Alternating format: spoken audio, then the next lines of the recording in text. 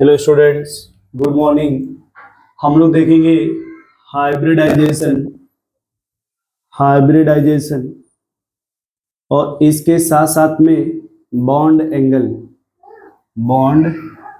Angle.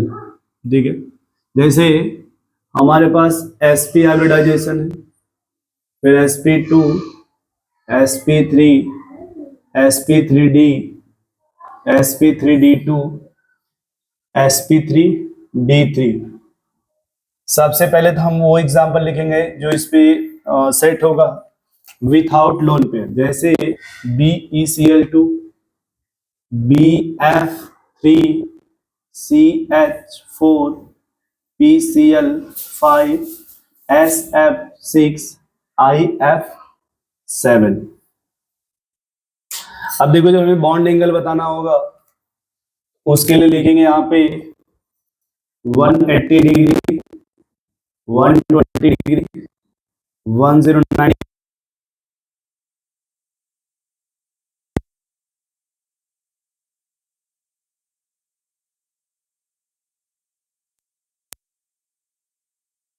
सिर्फ 90 ही बोलिए तो अच्छा है, क्योंकि 180 का कोई वो नहीं।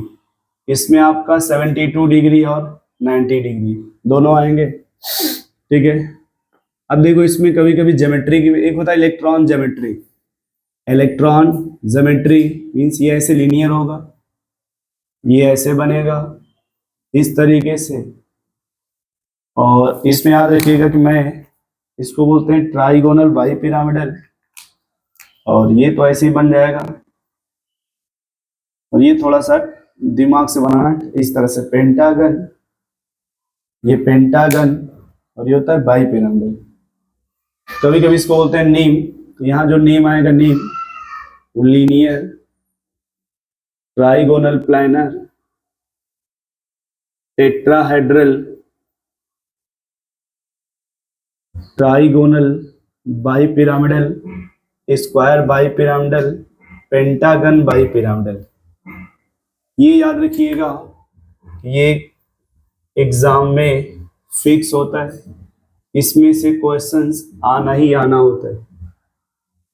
सुन पा रहे हैं आप? इन सभी केस में हमने कोई लोन पेयर मेंशन नहीं किया है। यदि sp हाइब्रिडाइजेशन है तो बॉन्ड एंगल कितना आएगा? 180 डिग्री। sp2 है तो 120, sp3 है तो 109 डिग्री, sp3d है तो 90 डिग्री भी आएगा और 120 भी आएगा। ठीक है, और sp3d2 में 90 डिग्री और 180 होता है। खैर 180 कॉमन है, नहीं लिख रहे हैं, इसमें आएगा 72 degree. Linear trigonal planner tetrahedral trigonal bipyramidal.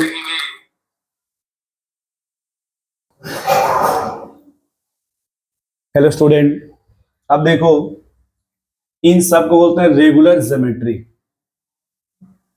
Regular geometry याद रखना, इन सभी में अगर बोला जाए तुमसे एक लाइन दलगी डाइपोल मोमेंट, तो सब में जीरो आएगा, सब में डाइपोल मोमेंट जीरो आएगा। ठीक है, अब देखो इसमें थोड़े सवाल आने का एक कुछ कंडीशन सुनो ध्यान से, कि अगर उन्होंने कह दिया एक होता परसेंटेज ऑफ एस करेक्टर, याद रखना यहाँ जो